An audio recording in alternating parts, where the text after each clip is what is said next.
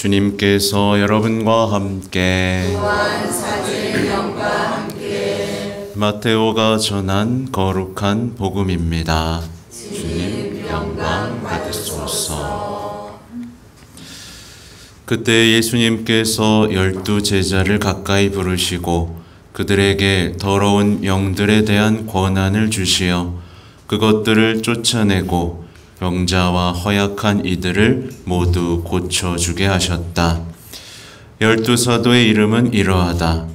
베드로라고 하는 시몬을 비롯하여 그의 동생 안드레아, 제베데오의 아들 야고보와 그의 동생 요한, 빌립보와 바르톨로메오, 토마스와 세리 마테오, 알페오의 아들 야고보와 타데오, 열혈당원 시몬, 그리고 예수님을 팔아넘긴 유다 이스카리옷이다.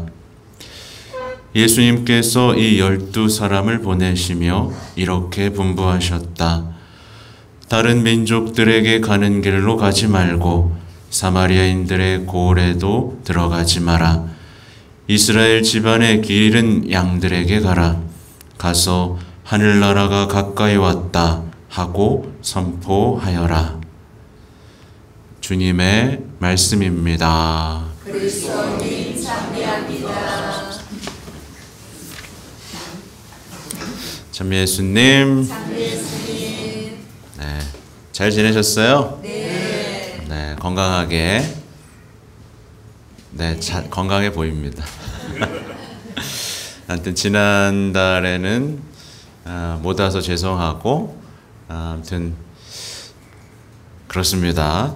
그러니까 아무튼 오늘 그래도 봐야겠죠? 제가 이제 휴가 중에서도 계속 봤습니다. 무슨 얘기를 하지 하다가 휴가 중에 두 교황이라는 영화 보셨어요?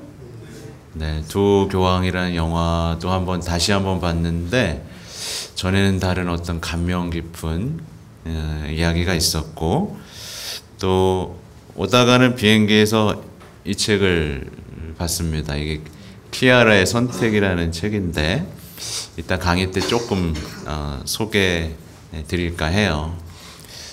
그리고 원래는 강론을 원래 짧게 하고 이제 강의 때 할 건데 원래는 이 강의 시간에 이제 아브라함과 또 이삭과 야곱, 또 요셉, 대충 아시죠, 그죠? 우리 신앙의 어떤 역사들을 이루는 인물들을 따라가면서 무엇이 그리스도인이 되는 것인가에 대한 얘기를 좀 나누고 싶었어요. 근데 오늘의 주인공은 요셉이죠? 네, 오늘의 주인공은 요셉이에요. 빵 얘기가 나옵니다. 백성이 파라오에게 빵을 달라고 부르짖었다. 근데 여러분 요셉 얘기 좀 잘 아세요? 성경을 잘 안 읽으면 요셉에 대해서 잘 모르거든요. 그러니까 아브라함, 이삭, 야곱, 요셉, 이분들의 이야기를 잘 묵상하고 이분들이 어떻게 하나님과의 관계를 맺었는지를 알면 우리도 어떻게 되냐면 나의 주님, 나의 하나님을 만날 수가 있어요. 보면 유명한 얘기가 있잖아요. 아브라함의 하느님, 이삭의 하느님, 야곱의 하느님. 유명한 얘기가 있죠? 그는 그들 나름대로 아주 치열하게 살면서 자신의 하느님을 만나요. 그럼 여기 계신 분들은 나의 하느님이라고 부를 만한 하느님을 만난 사람. 나머지는 좀 긴가민가 합니까? 헷갈려요? 네, 못 만나면 평생 고생합니다. 우리 인간은요, 하나님을 만나기 전까지는 정말 고생할 수밖에 없어요. 여러분 살 만큼 살아봐서 아실 거예요. 하느님이 아닌 그 무엇이 나를 행복하게 해줄 거라고 기대를 걸었던 많은 것들이 결국 물거품처럼 사라져버리는 경험들을 하셨을 겁니다. 그죠? 네. 근데 요셉 얘기를 잠깐 하면 요셉은 꿈쟁이였습니다. 꿈쟁이였고 하느님으로부터 꿈에 대한 꿈으로 자신의 미래에 대한 메시지를 들었고 또 꿈을 통해서 삶을 회복하는 아주 기가 막힌 인생을 살아요. 나는 좀 특이한 꿈을 많이 꾼다. 손 들어 보실래요? 특이한 꿈을 많이 꿔요? 나머지는 안 꿔요? 조금 씁니다. 조금 꿔요? 저는 네. 빵 파는 꿈만 빵 파는 꿈 많이 꿉니다. 개꿈입니다.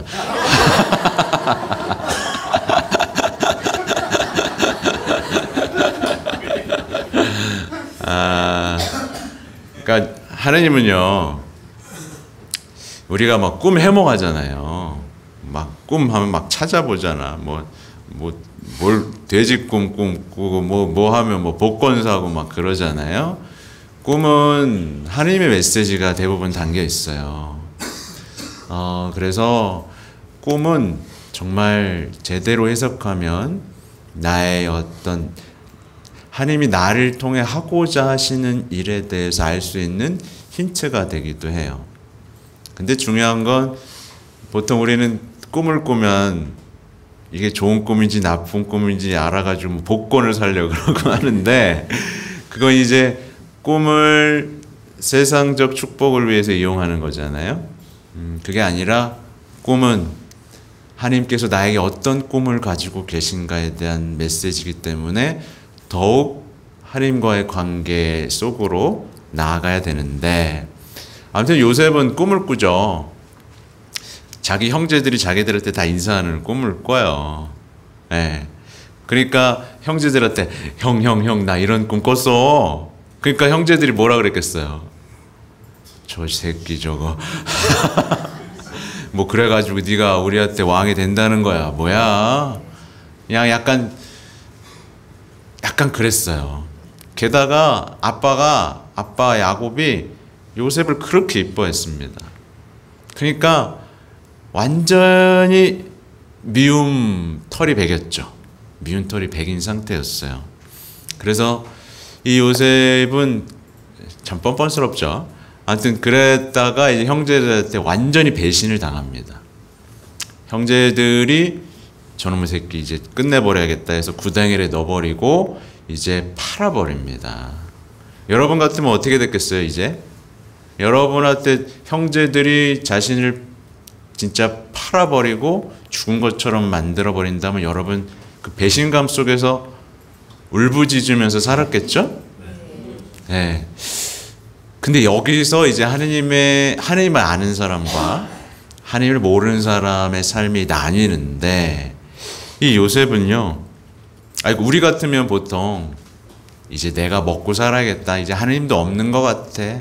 하느님이 계시다면 내가 이 형제들이 나를 버려가지고 내가 이 모양 이 꼴을 당하겠어? 라고 하면서 이제 자기 멋대로 하려고 하겠죠? 근데 요셉은 그러지 않아요. 요셉은 계속해서 하나님과의 관계를 유지하면서 선하게 살아갑니다. 하나님의 말씀 안에서 아주 선하게 살아가죠. 자신이 생각했던 미래가 다 무너졌어요. 평탄할 거라고 생각했던 미래가 완전히 다 무너져 버렸는데도 불구하고 하나님의 말씀 안에서 계속 살죠. 그래서 이제 주변 사람들이 그 이집트 파라오 다 알아봅니다. 쟤한테 이상하게 축복이 있다. 이상하게 제가 하는 일은 왜 다 잘 되지? 그래서 많은 일들을 맡겨요. 근데 시련이 한번 옵니다. 근데 요셉이 잘생겼었나 봐요. 그래가지고 이 파라오 부인이 이제 같이 잡시다. 대놓고 막 그럽니다. 근데 도망가요. 근데 옷을 뺏기죠. 그래서 저놈 새끼가 나 겁탈하려고 그랬다고. 그래가지고 또 감옥에 갇히는 수모도 겪습니다. 근데 결국에 이 수모가 다시 한번 그가 이렇게 다시 한번 도약하는 계기가 되는데 뭐냐면 같이 갇혔던 사람들의 꿈을 풀이해 줘요. 같이 갇혔던 사람들이 제기로 2명이었는데 꿈풀이에 하면 한 명은 이제 복직되는 거고 한 명은 죽는 거예요. 그대로 됩니다. 그리고 나중에 이제 파라오가 꿈을 꾸죠. 파라오가 꿈을 꾸는데 그걸 해석해 줄 사람이 아무도 없어요. 근데 그 꿈풀이를 해줘서 살아난 사람이 이제 그 사람이 꿈풀이를 해줬다는 걸 알려주고 꿈에 데려다가 이제 꿈풀이를 해주면서 이 이야기가 펼쳐지는 겁니다. 이제 풍성하게 7년일 겁니다. 아마 7년 동안 풍성하게 이제 풍년이 들었다가 또 7년 동안 이제 기근이 드는 예언을 이제 꿈을 듣는 거죠. 그래서 이제 이 요셉이 7년 동안 식량들을 아주 헤아릴 수 없을 만큼 모아놓은 상태에서 이제 기근이 닥친 겁니다. 이집트 온 땅에 기근이 들자 백성이 파로에게 빵을 달라고 부르짖었다. 이러면서 이야기가 시작되는 거예요. 아무튼 중요한 건 여기서 뭐냐면 요셉은 꿈을 통해서 그리고 하느님을 신뢰하고 선을 행하는 것을 통해서 모든 위기들을 극복하고 말하자면 오늘 화답송 보세요. 화답송의 마지막에 이런 부분이 있어요. 보라, 주님의 눈은 당신을 경외하는 이들에게, 당신 자애를 바라는 이들에게 머무르신다. 죽음에서 그들의 목숨 건지시고 굶주릴 때 살리려 하심이네. 그러니까 사실은 형제들은 악을 저질렀잖아요. 요셉에게 죽여버리려고 했고 팔아넘겼는데 결국 그 요셉이 이집트의 거의 뭐 2인자가 돼서 나타나서 그들을 먹여 살리는 대반전이 지금 일어나고 있는 겁니다. 그러니까 하나님의 뜻은 되게 오묘하죠. 그러니까 우리 인간, 그러니까 요셉을 보면서 느낄 수 있는 게 뭐냐면 나의 삶도 혹시 이렇지 않은가를 잘 보셔야 되는데 나의 삶도 굴곡이 많지 않습니까, 여러분? 굴곡이 많죠. 어느 순간 이런 걸 주님 이런 거 잘 되게 해주세요 라고 기도했는데 갑자기 훅 떨어질 때가 있죠. 그죠?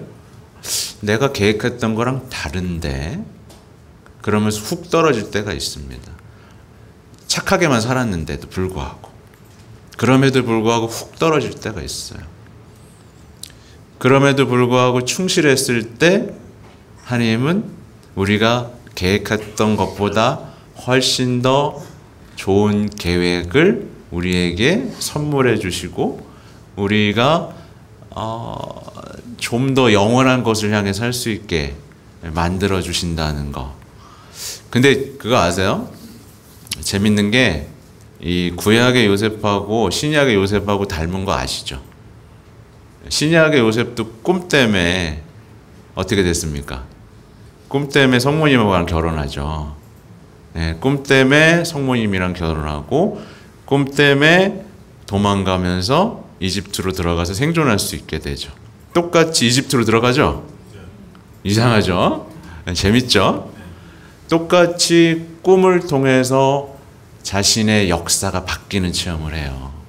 그래서 제가 꿈 잘 기억하라고 특별히 여러분 꿈을 꾸시면 때때로는 좀 적어 놓으세요. 적어 놓고 주님 이게 무슨 뜻인지 모르겠습니다. 그러니까 어떻게 보면 꿈은 나를 사랑하시는 주님의 어떤 가까움을 느낄 수 있는 계기가 되기도 하고 때론 좋은 신호, 때로는 피해야 된다는 신호, 그죠? 이런 것들을 주면서 우리의 삶을 이렇게 이끌어 간다는 거 기억하시면 좋겠어요. 이 얘기는 아무튼 이따가 강의 때 좀 하기로 하고 복음도 짧게 한번 보면 오늘 복음에는 이제 12제자를 가까이 부르시는데 부르셔서 첫 번째로 주는 권한이 뭐냐면 더러운 영에 대한 권한입니다. 더러운 영에 대한 권한. 여러분 더러운 영을 좀 느끼세요? 네? 제가 사제관에 있으면 현관에 불이 계속 깜빡깜빡거립니다. 깜빡깜빡깜빡깜빡. 뭐게요? 고장난 걸까요? 예, 제가 보면 이제 악마가 왔다 갔다 하는 겁니다. 바쁘게. 고쳐도 소용이 없어. 네. 그리고 이 성모 울타리 같은 데 올라가면 불이 또 안 켜져. 농담 같죠? 여러분은 더러운 영역에 당하고 있어요? 싸워서 이기고 있어요? 이기고 있어요? 확실해요? 네. 다행입니다. 그리스도인들은요, 더러운 영하고 싸울 수 있어야 돼요. 더러운 영은 우리가 제일 와닿게 표현하면 삶을 회복하지 못하게 만듭니다. 더러운 영은 우리가 삶을 회복하지 못하고 자기 연민에 빠지고 우울에 빠지고 아픔에 빠져서 주저앉게 만들어요. 조금만 실수하면 옆에 와서 뭐라 그러게요? 야, 네가 다 그렇지. 넌 쓸모없는 놈이야. 확 죽어라 그냥. 이런 얘기를 하는 게 더러운 영입니다. 너는 살 가치가 없어. 이렇게 말을 하죠. 근데 사람들은 대부분 이 더러운 영의 목소리를 따라가요. 이상하게. 우리 사랑받을 만한 존재잖아요. 그죠? 우리는 그냥 태어난 존재가 아닙니다. 하느님의 큰 사랑의 계획에서 여러분을 통해 이루고 싶은 정말 엄청난 일들이 있어요. 단 한 사람도 그냥 태어나지 않습니다. 그것을 완성하기까지 하느님은 부단히 노력하시고 끝까지 함께 하시죠. 그래서 어떤 상황에 있어도 그 사람의 빛을 잃지 않고 하나님의 자녀로서 하나님께서 사랑이심을 증거하는 삶으로 나아가도록 만드는데, 더러운 영은 그게 아니죠. 나는 쓸모없는 놈이다까지 만들고 그 다음에 나는 하느님 없이도 행복할 수 있어. 충분히 할 수 있어. 라는 얘기를 불러넣죠. 그래서 신앙이 없이도, 기도가 없이도 세상 사람들의 삶의 방식 뭐예요? 더 많이 갖고, 더 많이 누리고, 더 많이 다니고 이러면 행복해진다라고 하잖아요. 하나님 없잖아요. 그죠? 그런 삶으로 우리를 빨아들입니다. 네. 아무튼 그런 더러운 영들에 대한 권한을 주시고, 저도 지금 이 자리에서 어떻게 하고 있는 거예요? 여러분 안에 혹시라도 숨어있을 더러운 영들을 지금 쫓아버리고 있는 겁니다. 네. 그리고 병자와 허약한 이들을 모두 고쳐주게 하셨다. 고칠 수 있어요. 제 능력이 아니라 하나님의 능력으로. 근데 중요한 건 그 사람이 그걸 원하느냐입니다. 그럴 만한 믿음이 있고 하나님께서 그걸 드러낼 만한 상황이냐라는 거죠. 네. 아무튼 예수님께서는 12 사도를 뽑아요. 12를 뽑아요. 참 재밌죠? 혼자 하셔도 되는데. 예. 그러니까 이런 부분에서 우리는 제가 요즘에 자주 하는 얘기인데, 여러분이 지혜롭습니까? 예수님이 지혜롭습니까? 예수님. 네. 내가 또 똑똑한 것 같다. 십자가 보면 어때요? 내가 또 똑똑한 것 같다는 생각 안 들어요? 없습니까? 네. 그러니까 사람들은요, 자기들이 똑똑한 줄 알아요. 그리고 예수님은 멍청한 줄 알아요.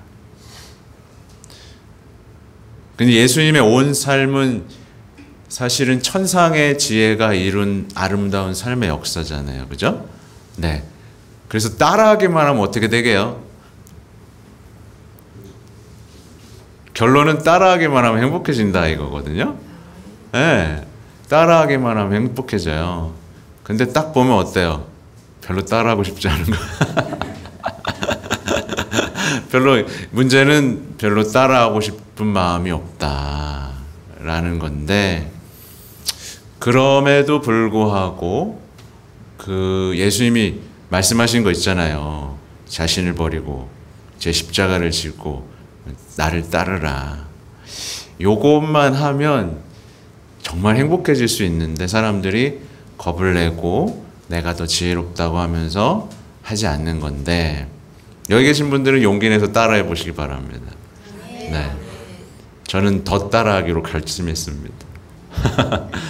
제가 따라하지 못하는 것들을 하나하나 적어도 제가 할 수 있는 한은 따라해 보려고 더 노력을 할 겁니다. 아무튼 여기에 대해서는 뭐 성사에 대한 얘기도 할 수 있어요. 그래서 여러분 신앙생활 풍성하게 자라가려면 교회 성사 안에 머물러야 되는데, 혹시 다 세례 받았나요? 세례 안 받은 분 손 들어볼까요? 세례 받았다. 네, 세례 받았죠. 그럼 고해 성사 자주 하시는, 한 달에 한 번 본다.